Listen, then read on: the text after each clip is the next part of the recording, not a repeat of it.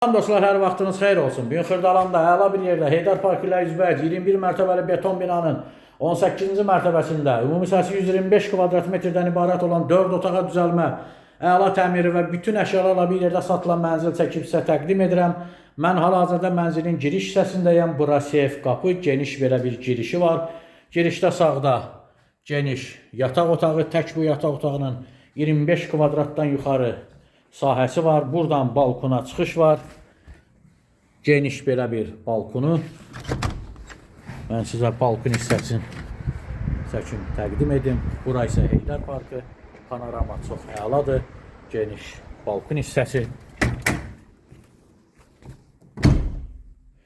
Şəxsi istifadə üçün təmir olunmuş mənzildir. Təcili ev sahibinə pul lazım olduğuna görə satışa çıxarılıb. Həqiqətən giriş hissəsi genişdir. Mənzilin isitmə sistemi kombidir. Burada mənzilimizin ayaq yolusu, bütün aksesuarlar quraşdırılıb, sanuzerlər ayrı-ayrıdır. Giriş hissəsini çəkim sizə bir də təqdim edim. Burada isə digər bir geniş sanuzer. Burada da bütün aksesuarlar quraşdırılıb, yer istipoldur. Yataq otaqları, belə bir yataq otağı. Bu yataq otağından digər bir yataq otağına keçid var.